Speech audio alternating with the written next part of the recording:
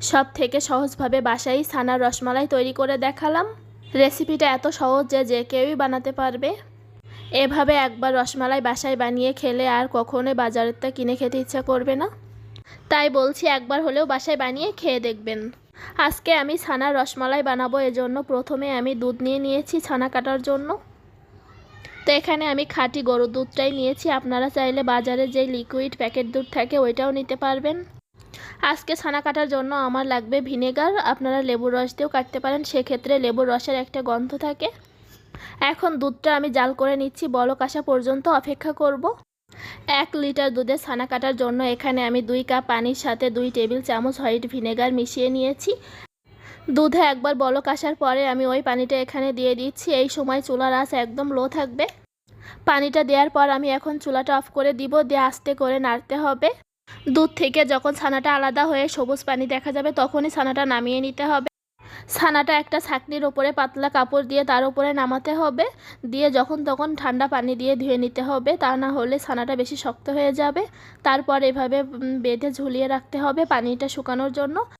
আর এই রসমালাইটা আমি আর একদিন বানিয়েছিলাম, সেই দিনের 2 ঘন্টা মতো বেঁধে রাখার পর ছানা থেকে পানিটা সম্পূর্ণ আলাদা হয়ে গিয়েছে। ছানাটা পারফেক্টভাবে তৈরি হয়েছে বোঝার জন্য আপনারা অল্প একটু ছানা নিয়ে আঙুলের মাথায় এভাবে ডলে দেখবেন, যদি একদম স্মুথ হয় তাহলে ছানাটা খুব ভালোভাবে তৈরি হয়েছে। এই ছানা দিয়ে যে কোনো মিষ্টি খুব ভালো হবে। ছানাটা আমি এখন মথে নিব, খুব বেশি মথা যাবে না, তাহলে তেল বেরিয়ে আসবে।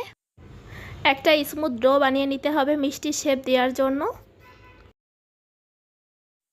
এই যে মিষ্টিগুলো সব আমি বানিয়ে নিয়েছি, একটু লম্বা শেপ দিয়েছি।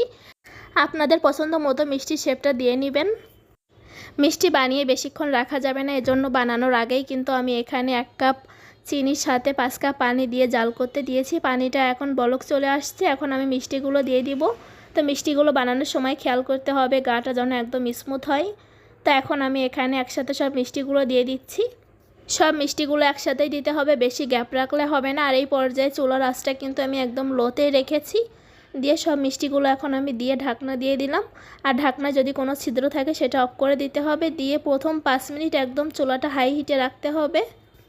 আর এই 5 মিনিটে কোনোভাবেই ঢাকনাটা খোলা যাবে না, খেয়াল রাখতে হবে ঢাকনা থেকে যেন কোনো হাওয়াটা না বের হয়।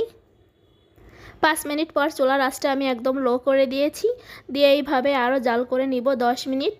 এর মাঝে 2 বার আমি পাতিলটা ধরে একটু ঝাঁকি দিয়ে নিব, তাহলে মিষ্টিগুলো সব পাশে ভালোভাবে কুক হবে।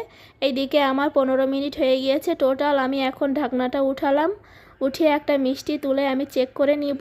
তো এই চেক করার কিন্তু একটা নিয়ম আছে। আমি একটা পাত্রে অল্প একটু পানি নিয়েছি, পানিটা নিয়ে আমি 1 পিস মিষ্টি এখান থেকে পানিতে আমি দিয়ে দিব।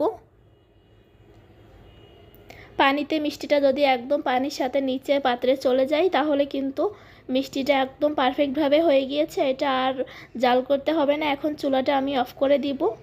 তো এটা কিন্তু স্পঞ্জ মিষ্টি, রসমালাইয়ের জন্য স্পঞ্জ মিষ্টিটাই ভালো হয়।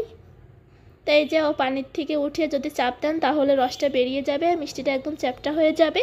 পরে পানিতে দিলে আবার একইভাবে মিষ্টিটা মোটা হয়ে যাবে। চুলাটা অফ করে আমি এখন এই মিষ্টির সেরাতেই মিষ্টিটা ঠান্ডা হতে দিব। এখন আমি রসমালাইয়ের মালাইটা তৈরি করে নিব। তো এই ভিডিওটা আমার এখন করা না, এই জন্য আমি শেয়ার করতে পারছি না, তবে প্রসেসটা আমি বলে দিচ্ছি, খুবই সহজ। 1 কেজি দুধে ছানার মিষ্টির জন্য প্রথমে 1.5 কেজি মতো দুধ নিতে হবে। দিয়ে দুধটা জাল করে অর্ধেক করে নিতে হবে। তার মধ্যে পরিমাণ মতো চিনি দিতে হবে, আপনাদের টেস্ট অনুযায়ী দিয়ে নেবেন।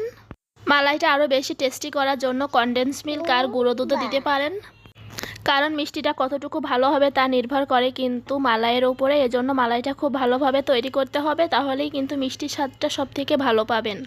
এর মধ্যে মিষ্টিটা তুলে কিছুক্ষণ রেখে দিবেন শিরাটা ঝরার জন্য। তারপর মিষ্টিগুলো দুধের ভিতর দিয়ে একটা বলক তুলে নিতে হবে।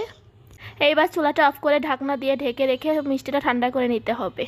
আর মিষ্টিটা অবশ্যই ঠান্ডা করে তারপরে ফ্রিজে রাখবেন। রেসিপি দেখে বাসায় কেউ বানিয়ে খেলে অবশ্যই জানাতে ভুলবেন না। আজকের ভিডিওটা ভালো লাগলে ভিডিওতে একটা লাইক দিবেন, আর যারা ইউটিউব থেকে দেখছেন তারা ইউটিউব চ্যানেলটি সাবস্ক্রাইব করবেন, আর যারা ফেসবুক পেজ থেকে দেখছেন তারা পেজটি ফলো দিয়ে পাশে থাকবেন। পরবর্তী ভিডিও দেখার আমন্ত্রণ রইল।